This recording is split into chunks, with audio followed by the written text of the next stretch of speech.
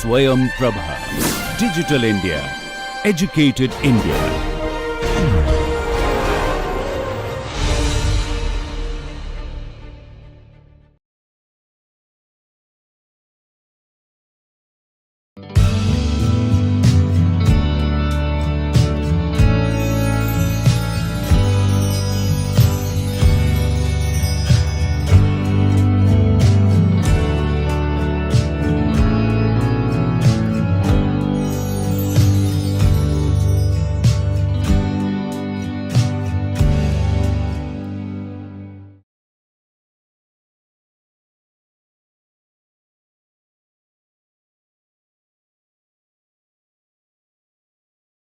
Welcome to the third module, part 1. So far we have seen in module 1, we have seen that the historical backdraw of the course as to how the field developed, what are the different threads of discussion that have been taking place over a long period of time, and how it all built up to where we are today. We started with module 2 to look at how we organize knowledge in the world. How do we acquire knowledge, how do we organize knowledge, and how do we utilize that knowledge is what cognition is all about. So, we started with one of the most primary functions of the human brain, which is categorization. Categorization is a primary mental faculty, which helps us organizing knowledge into the human mind, into categories in the human mind. These categories we have seen that they are a sort of a list of features. List of features, as in if we talk about man as a category, a man is a featherless biped. Two features are adequate, necessary and sufficient to define a man as in a human.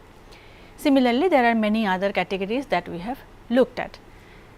So, what are categories, or as we have called them conceptual categories, are also what we call meaning in language. So, the meaning of man as a category is a featherless biped. These are features that are inherent in that particular category. That means, of that word has certain inherent meanings that are part of that concept or conceptual category, as we have talked about. Now, members of a category are similar. So, these categories are basically similarity based. Similarity as in either they all share the same feature if we go by the classical theory. So, they are all same, even not even similar, they all are same, they are of the same category, same membership, there is no gradients.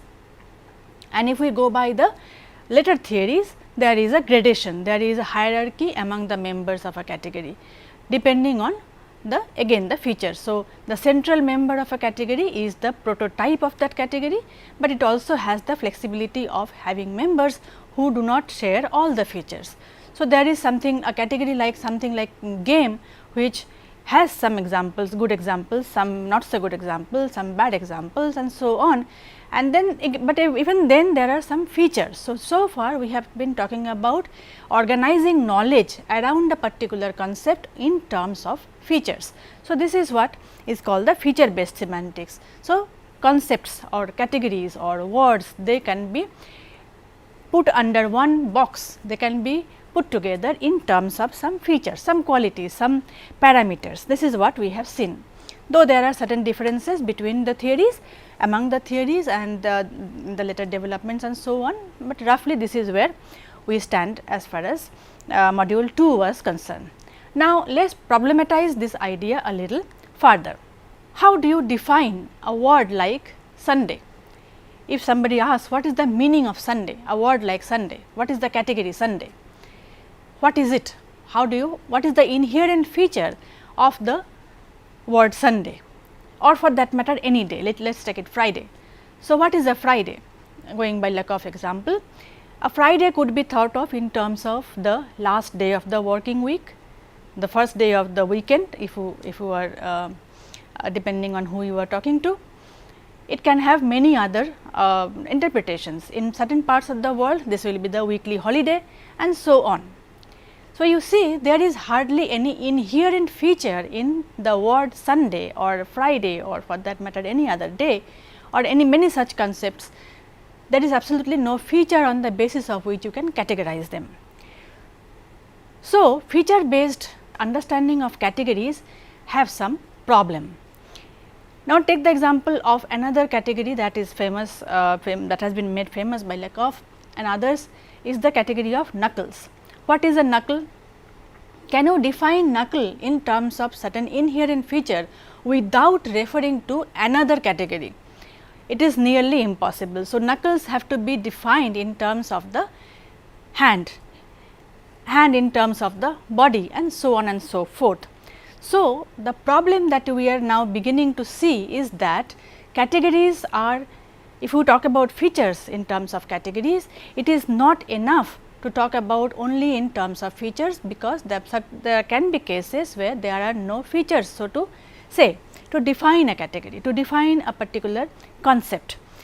So, feature based categorization fails to capture this kind of a nuance in terms of our organization of knowledge. So, as we have just seen that the category Sunday, the concept of Sunday is not possible without having the concept of a week, 7-day week, or 30-day a month, which has so many weeks, and so on and so forth. If somebody does not have the idea of a week or weekly calendar, or the way calendars are these days, they will not understand what a Sunday means, or what a Friday means, or any day of the week that means, so on and so forth. So, feature based categories fail to represent this aspect of concepts. So, all the information that are connected to one particular concept are not possible to be captured in terms of frames, because we have already seen the in terms of categories, the theory of categorization that we have seen till now, because we have seen that categories are defined by a set of features, and they have to be optimal, they have to be necessary and sufficient. Whether you go by classical theory or you go by prototype theory, there are still some set of features. Of course, we have also seen that those set of features tend to change over time and space and people and so on and so forth, culture, but at the end of the day there are still a lot of features that define them, and you cannot really have too many of them, because that will not be optimized, that will it will not be possible to optimize the resources in that case. So, category based feature based categories fail to capture the entire amount of knowledge that is necessary and important for us to understand the concept. Let us look at it a little more in detail. So, there is a structure of information that various aspects of a category needs to be those aspects need to be foregrounded in order for us to understand what that means. So, this is exactly where the concept of frame comes in, and this is what we will look at today. The idea of frame. Frames have been called by various names. There have been names like scene, scenario, script, cultural model, idealized cognitive model, gestural schema, and so on and so forth. But largely all of them refer to the same idea. This idea of frame semantics, frame or frame semantics as it was called, was developed by Charles Fillmore. Basically, Charles Fillmore built up on his idea of case grammar, which preceded frame semantics, and he developed on that and came up with this idea. So, basically this is a later version of case grammar. So, he started with case grammar and then went on to create a theory of frame. So, before we go on to more detailed analysis of what a frame is, how we define them and how we use them, let us go back as usual to a little bit of history of the idea of frame itself. So, case grammar as proposed by Fillmore is somewhat like this. It is defined as a linguistic system which analyzes the link between the valence, or that is the number of subjects or objects of a verb, and the way they are connected. We all know that there are transitive verbs, intransitive verbs and ditransitive verbs and so on and so forth. So, depending on how many objects and subjects a verb takes and how are the relationships between these categories, objects and subjects and verb, how do they really work out, is what he is talking about, that is the valence. So, in case for case, Fillmore discussed about deep cases, which says that each verb selects a certain number of deep cases which form its case frame. So, basically a larger picture within which the verb is situated. The verb at the center and it has connections to the various objects and subjects, and that is how a larger picture is built up. So, basically case frame focus on the valency, that is the argument, which is called the argument structure of a verb, meaning how many nouns and so many things, so many other grammatical categories, and are they connected to the verb and how they are connected, what is the system between them and so on. So, according to him, human beings are capable of making certain type of judgment about events, who did it, who it happened to, what got changed and so on and so forth. So, if you ask this kind of questions, the sentence gives you an answer. So, basically depending on these, depending on the cases, depending on how many cases a verb takes, these are the questions that you can ask and you get answer for that. So, basically it is the whole picture that the verb relates to. It is on the basis of such kind of a notion that he later on built up what we call what was called frame semantics, and today we refer to it simply as frame. So, a textbook definition of a frame is somewhat like this: structured mental representation of a conceptual category. So, basically it refers to a larger picture of a category, of a concept. So, when we talk about Sunday, we have a bigger picture of a weekly system of calendar, and then the week is part of the month and the month is part of the year and so on and so forth. So, this is the structured mental representation. So, every category has a bigger structure within which it is positioned. So, meanings are relativized to frames. So, this is the frame. So, the larger picture, the context, as we will see in a while. So, this larger picture of the context is what defines the meaning of the word. So, meanings are relative to the frame within which it is placed, and that frame can change for every word. There can be many frames. That is why this word relativized is very crucial, and not derived in terms of inherent properties. So, we have seen that certain categories can be understood in terms of inherent properties, but there are many notions, many ideas, many words that simply cannot, and even when simple things which apparently have inherent properties also become problematic in discourse while we talk, depending on how we position it. A good example of finding these problematic scenario is to notice the politicians' speech, how they talk about the same object, same thing, same concept, same idea, but put it entirely in different ways or sometimes almost in opposing ways. This is how it is possible, as we will see in a short while. So, concepts make sense against the backdrop of various forms of knowledge, frames of knowledge. So, depending on what kind of a backdrop you are creating for that particular frame, for the particular word. So, the basic idea in case of frame is that each word invokes a frame, each word that we speak invokes a frame. The very word as I am talking about, it also makes a sense within the larger concept of language. If we do not understand what a language is all about, that language has words, language has sentences, language has sounds, language also has a written, some cases in most languages in the world, or let us say in many of the languages of the world, there is also a written form. So, there is a spoken form, there is a written form. So, all these knowledge, all this information structure is the backdrop within which we understand a simple word like word. So, this is what we mean by each word invokes a concept, each word gives rise to, activates a bigger concept. For example, a sentence like the teacher asked the student why he has not submitted his work. Now, let us just look at the word teacher.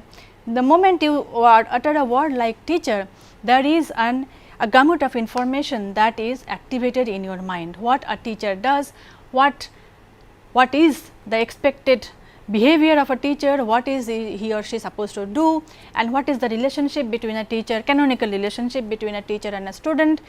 Within this larger frame, we make sense of this particular sentence. There is no problem at all in conveying the meaning that the teacher is in a position to demand an answer from the student as to why he has not submitted his work. This is possible because we understand this kind of concept between a teacher and a student within the larger understanding of educational system as is prevalent in the world today. So, this is what we mean by every word invoking a concept, larger concept. and which in turn invokes a frame within which the word makes sense. So, this is what basically is the definition of a frame. So, if we put it simply, each word is understood within the larger set of associated concepts. Now, this is important, associated concepts, because in a frame, as we will see that there are lots of concepts that are interconnected in a frame. So, depending on which word you are using at that given point of time, you are invoking, you are activating a lot of associated concepts. Similarly, in the next sentence, if you are using another word from the same concept, a slightly different arrangement of those concepts will be utilized at that moment. So, associated concepts make what is called the frame. Simultaneously, each word also points to a particular perspective, as I just said. So, if we are talking about using one word, it highlights one perspective within the frame. If we use another word within the same frame, we are highlighting another aspect.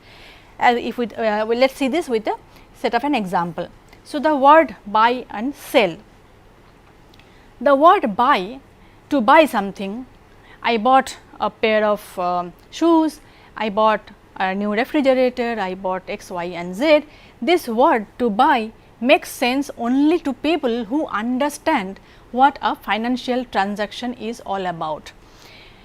My favorite example to give in this kind of scenario is the film The Gods Must Be Crazy, where you can see easily, because we are largely homogenized, the world is almost homogenized on a large on many large amount of factors. So, we all understand the concept of buying and selling, but there might be some pockets of communities somewhere here and there who have no idea. The concept of financial transactions simply do not exist. So, in that case it will not make any sense, but by and large we understand the word buy because we understand the concept of financial transaction. So, this is what we mean by each word invoking the frame. So, if we are talking about buy, that means we are invoking the frame of financial transaction. This is the frame. So, this is a big picture within which you situate. Also, it shows the buyer's perspective. What do we mean by this? Let us just see. This is somewhat, this is kind of of what happens. So, let us see. So, I bought a car. So, this is what the word I am highlighting. So, if I am talking about I bought a car, because we are basically highlighting this part of the frame. As you can see, these few concepts of buy, sell, money and car are part of the larger picture of financial transactions. So, this is the frame, let us say this, let us call this frame 1.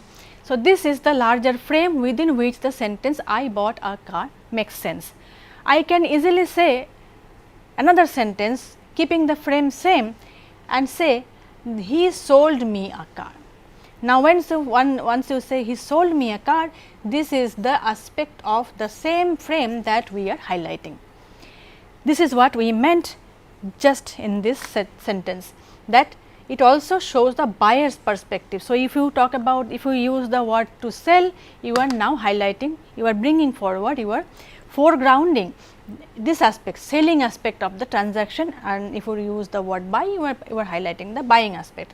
Similarly, we as all of us know, buying a vehicle these days is not a simple transaction between the buyer and the seller.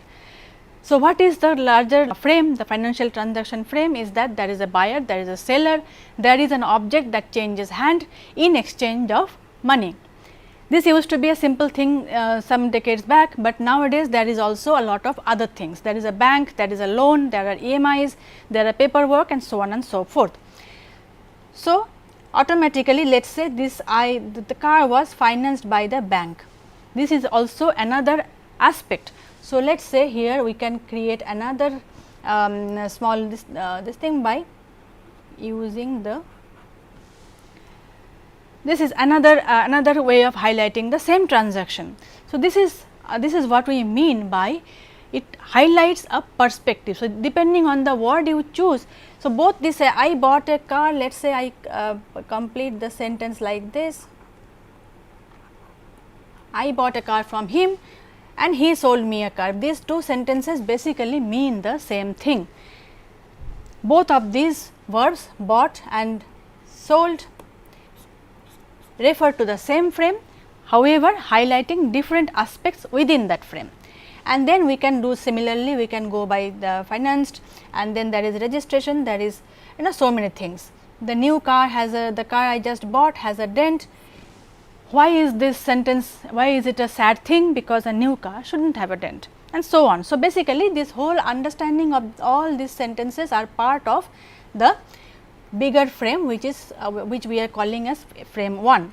Now, financial transaction is just one kind of transaction that humans are engaged in. There can be so many other types. So, again financial transaction is part of even bigger frame, which we can call frame 2 as various kinds of transaction and among humans, and so on and so forth. This is what is roughly the idea of frame or context or idealized cognitive model and so on. So, each word activates a frame with which we understand the concept represented by the word. This added related information is part of the concept. So, buying and selling, as you have just seen, is understandable only when we know the whole picture. In vacuum, in isolation, these words do not make proper sense. Now, this helps categorizing that concept within a set, within a larger set. Whether a concept has essential features or essential necessary features or not, idea of frame is important. So, even sometimes, even if the word has buy, for example, transaction, financial transaction is kind of a concept which has certain inherent features, but even then it is, if you posit it inside of a bigger frame, inside the larger context, it makes the idea of frame will still be helpful for understanding. But sometimes it is more helpful when there are problematic cases. In any case, so let us take an example, the word widow. So, this word has features, this has certain necessary and certain features, which means the widow refers to a woman who has lost her husband. So, that means she was once married and husband is no more. However, the very word widow might invoke completely different sense given different kinds of usage, different kinds of context, whether it is cultural, social, financial and so on and so forth. There might be a lot of associated concepts that are part of the idea of a widow. So, the overall implication of this concept in a given scenario, you need to have the understanding of the broader picture of marriage and what it entails, and the consequences of death of a husband into account have to be they have to be taken into account. So, this might mean this might refer to a completely different picture in one scenario and a very different picture in another scenario. So, what marriage does to what marriage entails and what the death of a husband entails are may be different in different scenarios. So, even then, even when a word has necessary and sufficient features, having the understanding of the frame within which that word is placed in a cultural and social scenario makes us understand things better. But sometimes you do not even have, the concept does not even have a set of inherent and necessary features, and then it is of course of much larger importance. The idea of concept, idea of frame is much larger importance, because you need to have a bigger picture within which to make sense. So, you see that the word knuckles makes sense only in the backdrop of the hand, and the hand again in terms of the body and so on. So, there is an ever larger frame within which you understand this concept. So, many concepts, words are understood only in terms of ever inclusive frames that include, that contain that word. So, knuckle within the hand and hand within the body and so on and so forth. So, meaning and understanding of the meaning of these words otherwise in isolation will be very difficult. Similarly, many other words, problematized words these days like freedom. So, there is a lot of debate going on these days where freedom stops and where anarchy starts and so on and so forth. So, to understand that also you need a larger frame. So, freedom does not mean the same thing in every context. So, it is not possible to understand without, or not only understand, but also referring to without referring to the idea of human societies, nation states, laws and so on. Laws are different in different nation states. What is a nation states? Why do they exist? What are the purposes of the government and so on and so forth, within which we understand freedom. and so on. So, it is not easy, as we see that concepts are rather problematic, and one good way of creating some kind of clarity is the use of frames. Hence, frame is an umbrella term of for context of different types. A context can be understood as a bigger picture, as we have just seen, embedding the word or the concept, that is the narrative background. Why narrative background is important, we will see shortly. So, this context can refer to is historical, social, cultural beliefs and structural background, and so on and so forth. Structural background like the knuckles part of the body and so on and so forth, or leaves part of the tree and so on. So, if we talk about the historical, social and cultural beliefs, all of them bring about a large amount of flexibility in placing a concept. In fact, that is where a lot of disagreements in modern times stem from. So, but we do not, words, as we have just seen, words do not make any sense without the context, and when we take so many things into consideration, then that is what gives us a lot of flexibility also, and that flexibility is sometimes not so good, as we see. So, consequently, a concept can be part of many frames depending on the choice of words. This is extremely crucial. So, one concept can be part of many different frames. Let us take the example of freedom. So, the word freedom can be part of the domain of cultural belief systems. On the other hand, it can be part of the criminal justice system and so on and so forth. So, the word freedom is can be part of many different frames, same word, same concept. Now, the concept can have different manifestation in terms of, in linguistic terms, by using different words. A simple concept can have different phases, let us say, different words to talk about them, and depending on the choice of words, we can actually place them in different context.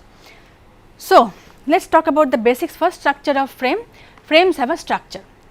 It is not when we say that each word or each concept invokes a frame as a larger picture of things, that larger picture is almost endless, there is a ever inclusive bigger frame and so on and so forth. However, then it still has a structure. There are elements and there are events in a, elements are basically the nouns, events are the verbs, and in this particular in any frame. So, frames are made up of small little things, entities. They can be divided into two categories. One is called the element, the other is called the event. Largely grammatically speaking, elements are the typically the nouns and a noun class and the verb class, let us say. So, Fillmore, we will stick to Fillmore's example here. A sentence like I lost the game activates this frame, the frame competition frame. This is an example that Charles Fillmore himself gave. So, I lost the game makes sense only because if I am talking about I lost a game and the listener understands the sentence perfectly fine, that means both of us have invoked the same frame. What does this frame include? These are the elements. All these are part of the larger concept of competition. So, competition has participants, there are ranks, that is a score on the basis of which somebody loses, somebody wins, and then there is the competition, then there is a venue, there is an outcome, and there is a prize. If the winners always get a prize, and then there is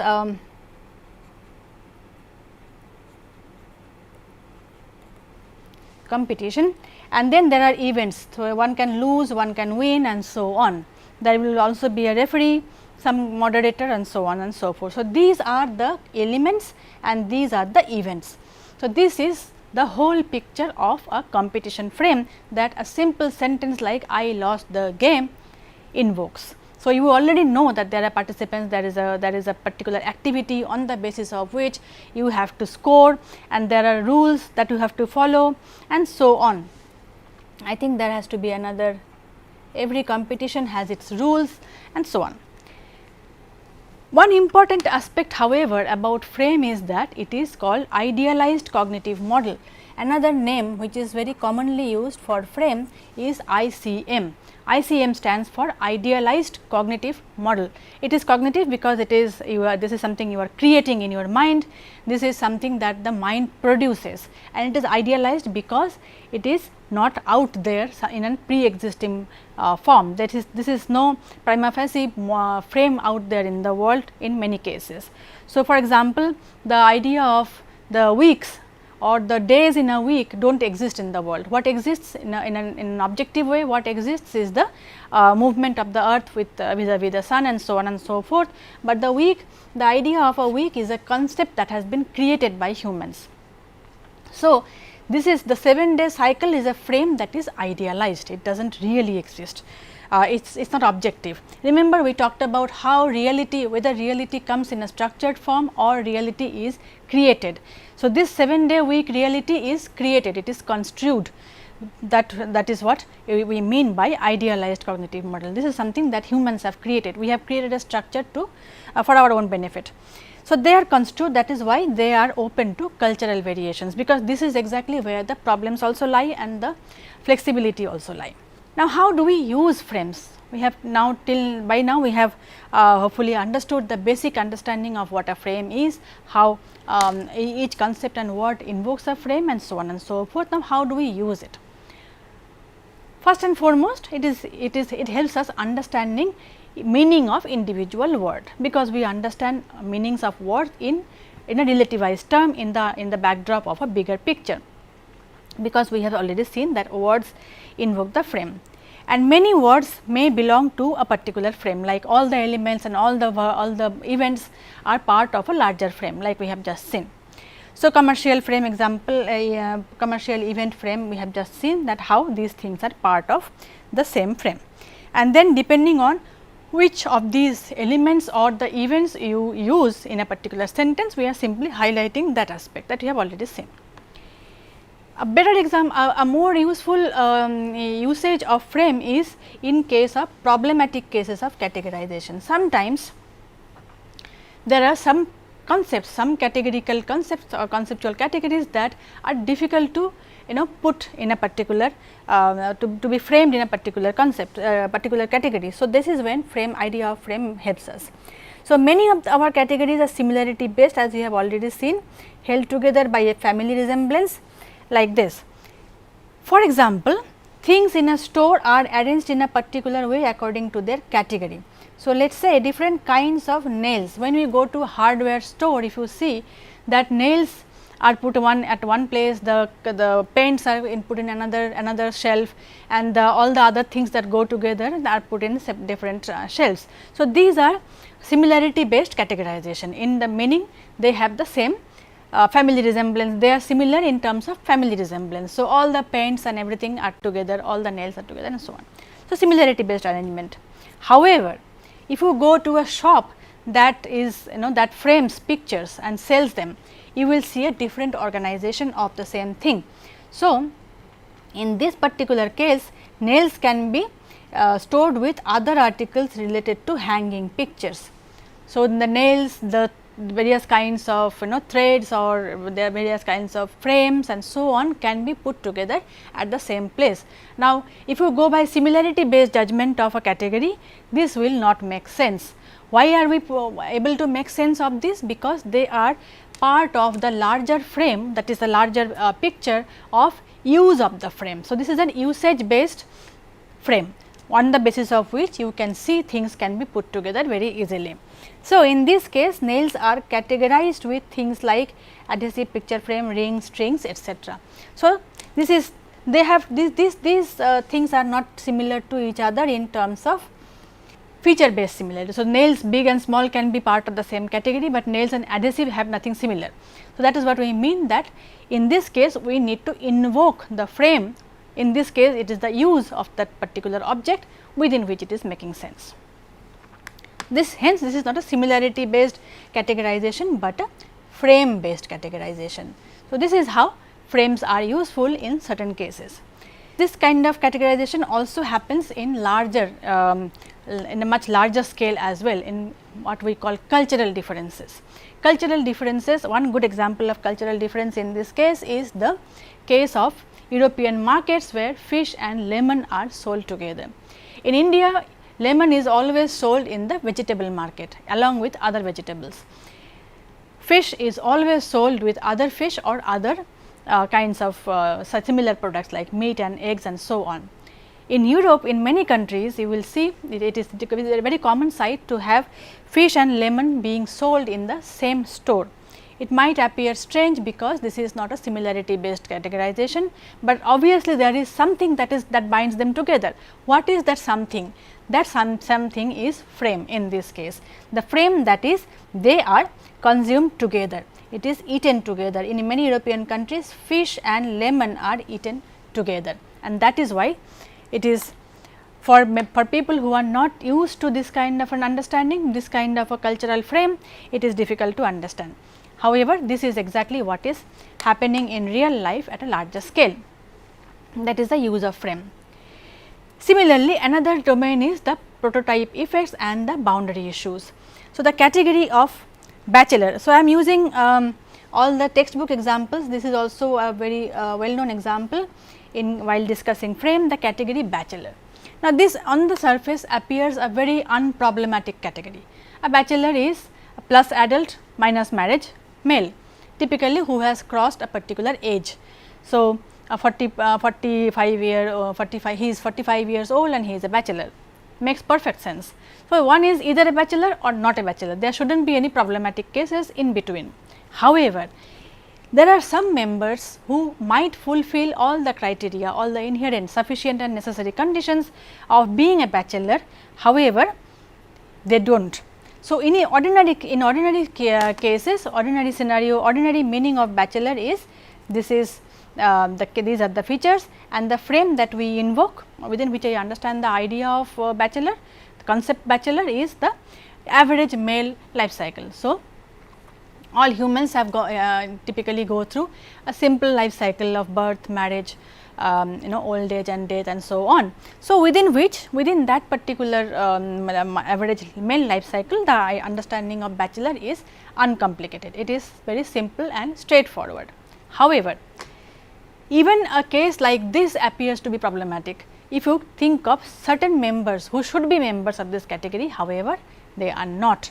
So, the case of the Pope, it will almost be blasphemous to call the Pope a bachelor. Why? Even though he fulfills all the criteria, Pope is always an elderly person who does not marry and so on and so forth. However, even if he has all the essential features, he cannot be considered a member of the category bachelor. The reason is this, again frames come to our rescue, because the frames here is not the same as the frame of a average male life cycle in case of humans. We have to invoke a very different frame in order to understand what the word the Pope means. It is he simply does not belong to the average male life cycle. He belongs to this category belongs to the larger frame of the Catholic Church and the rules. So, that is why it is not possible to put him in that category. Similarly, frames are also very useful to account for cases when there are almost no essential features, like the case of mother. Now, we might find it surprising if we say that the category mother has no essential features, because we all know it is almost unequivocal who a mother is. But let us see that this even something as essential and as taken for granted concept like a mother can also be difficult to put together. So, let us consider the different kinds of mothers. So, you have step mother, you have unwed mother, foster mother, surrogate mother, adoptive mother, donor mother and so on. There are ever more new members into this category that are getting included every decade. So, donor mother concept was not there before. Similarly, surrogate is also relatively a new term. Now, it has become very common. So, these are the various kinds of. So, the very fact that we are using the word mother with all of these means that if we look at this concept, we look at these members of the category also as a mother. So, that makes it a little problematized. So, typically the word mother should mean, or it has been meaning, the person who gives birth. A person, the woman who gives birth to children is the mother of the children. But we have already seen that there are so many other members who might not follow the pattern. So, here George Lakoff has a solution, and he gives this 5 models of how we can see, how we can place the different kinds of mothers within the larger concept of the category mother. So, one is the birth model, which is the simple straightforward who gives birth. Then there is the genetic model, the person who provides the genetic material is the mother. Similarly, you can also think of the nurturance model, even if the person has not given birth or doesn't give the genetic material, but nurtures the child, is also called a mother. Then there is a marital model, the mother is the wife of your father, which sometimes may not happen, but sometimes it does. And then genealogical model, that is the closest female ancestor. So, a person in which all these 5 models converge is the prototypical mother, that is the mother that we all identify with immediately. However, there can be cases where any of these 5 models can be violated, but still, because it satisfies the token satisfies any of these types and can still be called a mother, and then they are still called a mother. So, we have to really figure out how it is happening, and this is how it is happening as far as George Lakoff is concerned. So, this is considered a complex frame, this is not a simple frame, it is a complex frame that constitutes motherhood, and we understand all these variations by using these models. Frames are also useful in making sense of different understanding of the same scenario. How is it possible that we look at the same scenario and derive different meanings? So, this is one of the most powerful use of frames. So, for example, if you look at a sentence like this, in both these sentences Vikas is stingy versus Vikas is thrifty. Now, both these words mean roughly the same thing, that this person does not like to spend money. A person who does not like to spend money can have many reasons for not doing so. The way the other person describes him is how we are putting him, it is how we are looking at him, that means it is how we are framing the entire concept. So, one person can say that Vikas is stingy, which means he is not generous. On the other hand, you can say that he is thrifty, while we are putting this in juxtaposition to the concept of wastefulness. By simply replacing one word with another, we are capable of creating an entirely different meaning of the same scenario. So, in one case it is a positive thing that he does not like to waste money, on the other hand he is not generous, he is a miser. So, stingy basically refers to somebody who is a miser. So, it is a negative connotation for the person, similar as opposed to thrifty.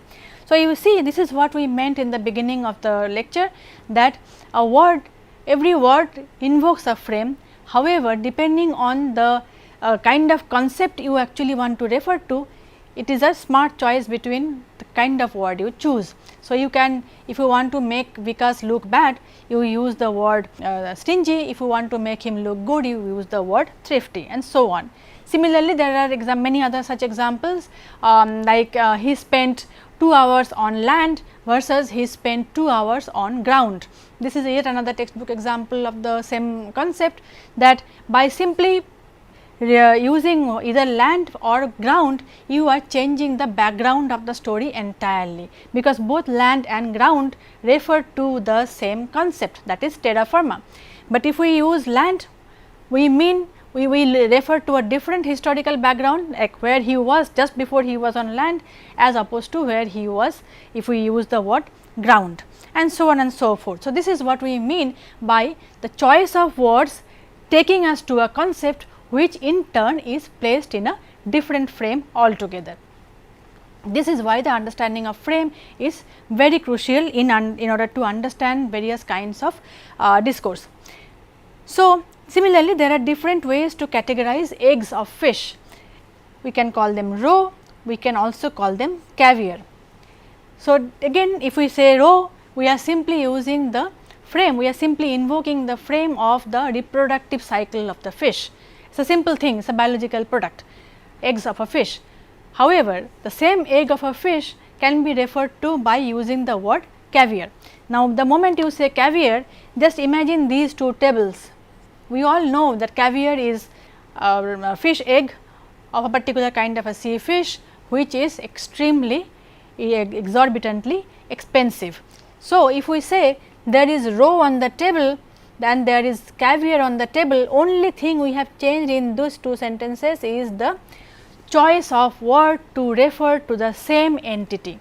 We are referring to the product of fish and everything else remains same. Anybody listening to either of these sentences can easily mentally picture where the table is. This table is probably in the fish market. In many European countries,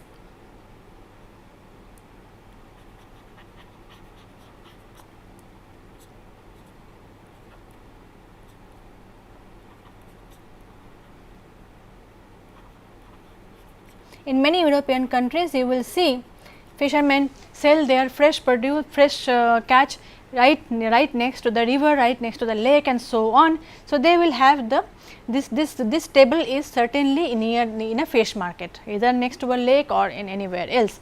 So, this table is certainly not in a very fashionable place. However, the second table is most certainly not even 5-star, probably it is even in a far more luxurious restaurant. So, you are just so this picture, this is a picture that the larger picture is of a fish market, the larger picture here is of luxurious lifestyle. This is what we mean by the fabulous use of frame. By simply changing the word for a particular concept, we are placing it in a different frame and giving the whole concept a different makeover or different understanding or different placing and so on and so forth. Hence, multiple frames for the same thing play a major role in a wide range of important issues in language understanding and categorization.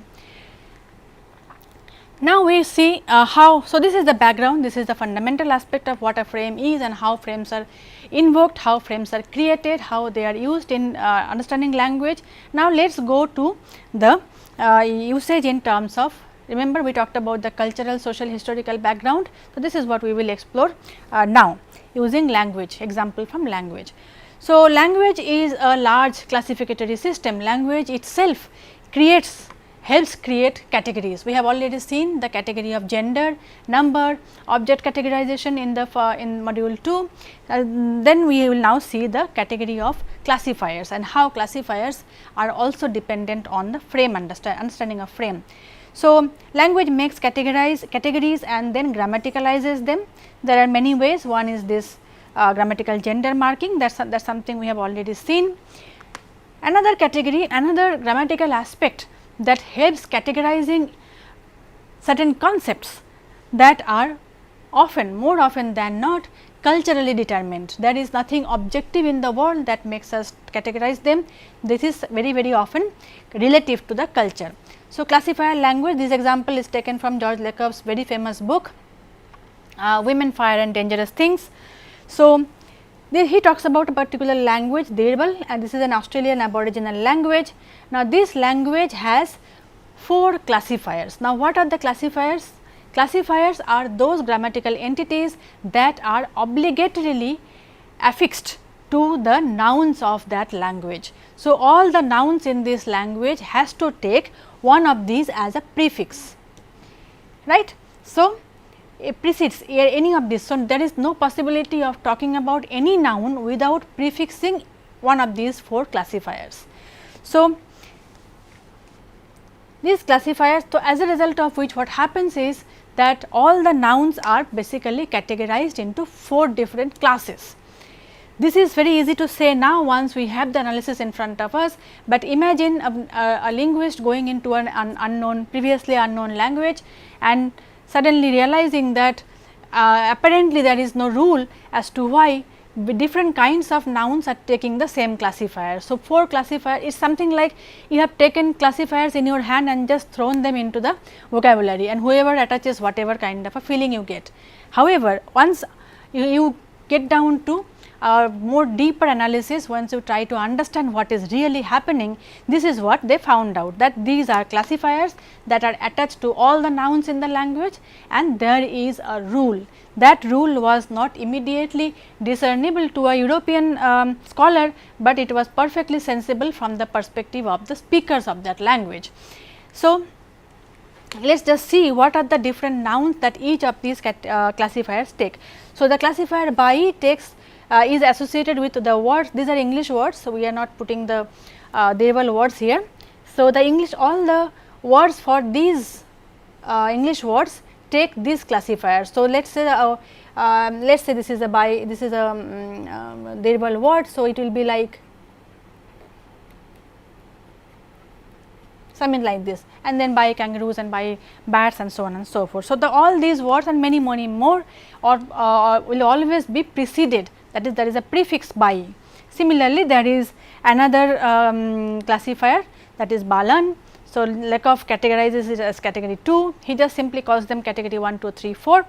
So, you see the kind of nouns that this particular classifier takes, that is women, there are snakes, there are birds, there are fireflies, scorpions, fire, water, sun, all kinds of things that are not similar. In terms of, let us go back to our similarity based categorization, what is similar between women and fire, or women and sun, women and birds, and so on and so forth. So, this is why a similarity based understanding in terms of features is not possible to make sense of. If we go by feature based similarity, there it will not make sense as to why they are put together in one category. Obviously, if you are using the same classifier for so many nouns, that means you are looking at them similarly, they are similar in some sense, and what is that sense we will see shortly. Similarly, there is the category 3 Balam, and then it takes it puts all kinds of food, basically non flesh food. So, there is some amount of similarity between them. And then there is Bala. So, basically all the rest that are not part of the other categories. But the most interesting category that Lekov was intrigued by is the second category, Balan, which has all these women, fire, and all the dangerous things put together, and that is why, that is how he names his book, very famous book.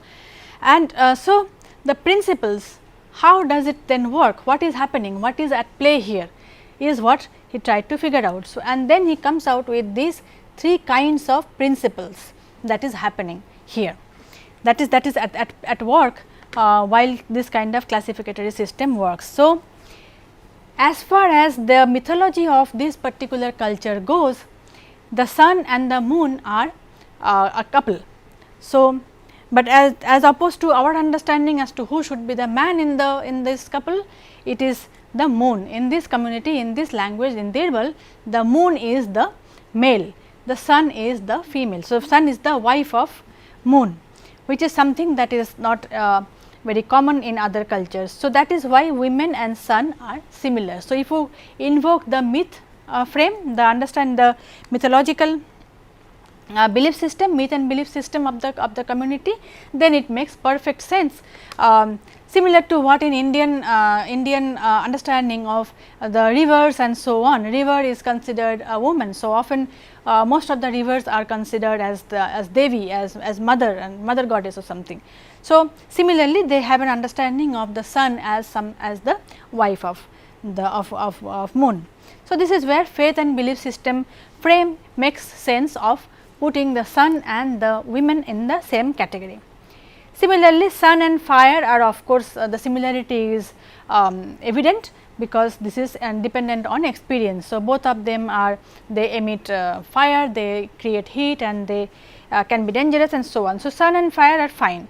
So, now we already have made sense of women, sun and fire being together in the same category, and then of course, fire and other dangerous things.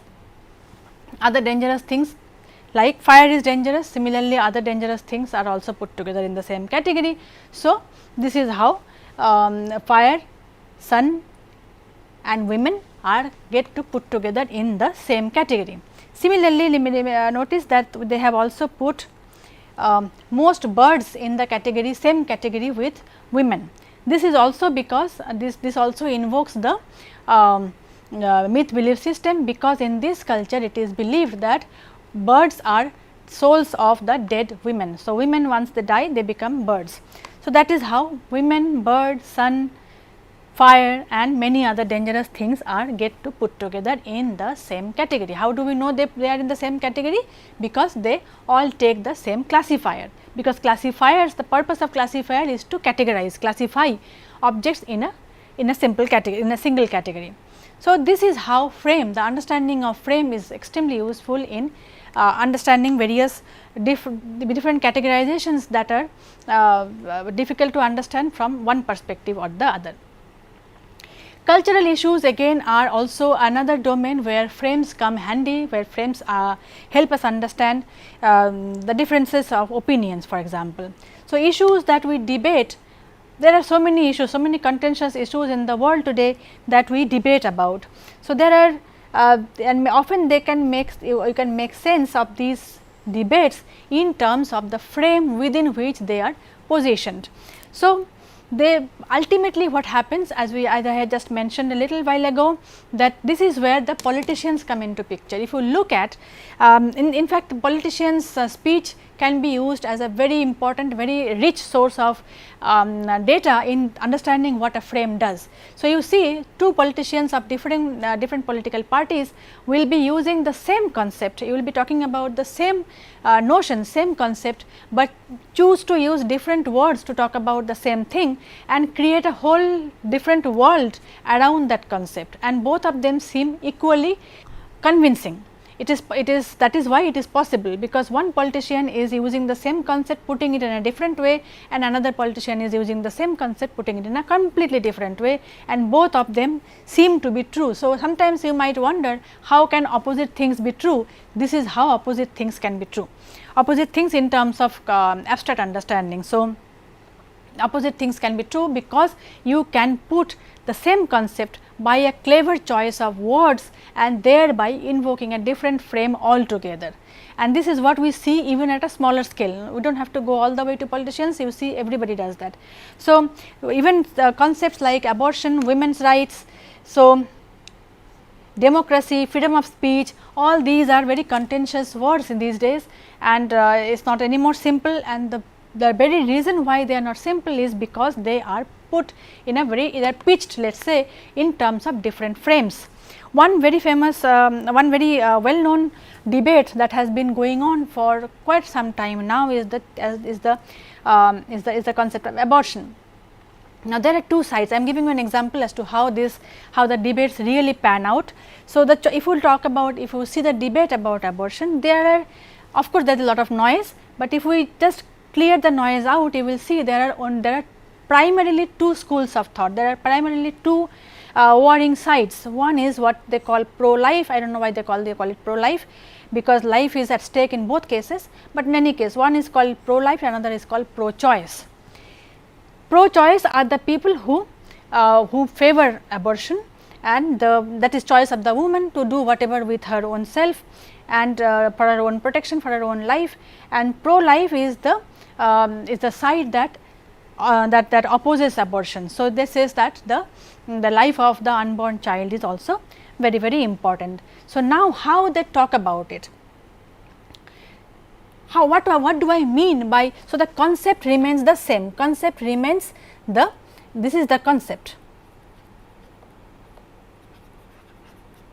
How do we talk about it? Choice of words. So, this is where the choice of words comes in.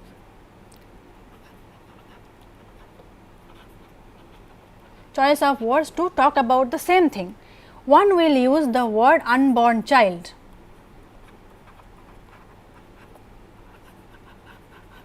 the other will use the word fetus, and then the argument goes from there. So, the entire debate surrounds on whether the entity that is growing inside the body of the woman should be allowed to live or should be terminated medically.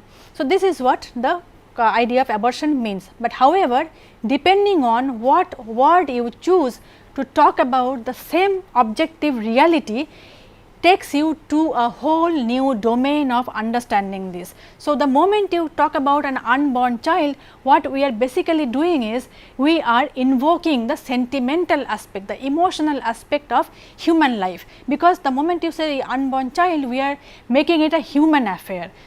And the moment you use the word child, we have seen that the use of child in many ways for political reasons and for other reasons have a very strong way of impacting your opinion. So, similarly here if you use the word unborn child, automatically there is a sentimentality attached to it that is part of human life. So, naturally you will be anyone here hearing this would be like, no, I do not want to kill a child, because killing a child is one of the greatest crimes a human can commit. So, that is why you are using the word unborn child. Unborn child is cannot protest, cannot talk about himself and cannot protect itself, and so on and so forth. On the other hand, if you talk about the same entity as a fetus, we are distancing the same entity from the emotional side of the story. We are placing it simply as a biological entity, and thereby, so here we are using the human life frame and all the sentimentality attached to it. However, by putting the word, using the word fetus, we are simply putting it in the larger biological domain, which is more or less objective. So, all animals have the same biological cycle, and then we are by using this we are distancing ourselves from the objective reality of the scenario. So, this is what we mean by the smart choice of words to create a completely different frame of understanding, and thereby debating about it, thereby disagreeing on the same concept. And there are n number of examples in the world today of all these kinds of things. Sometimes and this is exactly where the misunderstandings and the disagreements stem from. I will conclude this section with two sentences and I leave it to you to interpret them. So, the first one is Sarve bhavantu sukhinah, sarve santu niramaya, sarve bhadrani pashyantu, ma kaschit dukkha bhaga bhavet. Meaning, may all become happy, may all be free from illness, basically invoking well-being of every being, not just humans, not just animals, but every being. So, every living thing should be happy and without problem. Now, if the way once you utter this sentence, the kind of frame we invoke and the consequences of that frame, you can easily understand. Now, juxtapose this with the sentence which basically means the same thing in lesser words, is all lives matter, context is US political scenario, and you can easily, all of us easily understand what the consequences of invoking this frame would be. This is where I leave this particular segment. In the next segment, we will see more usage of frames and how frames help us understand, understand and organize and use those understanding in different domains of language use and so on. Thank you.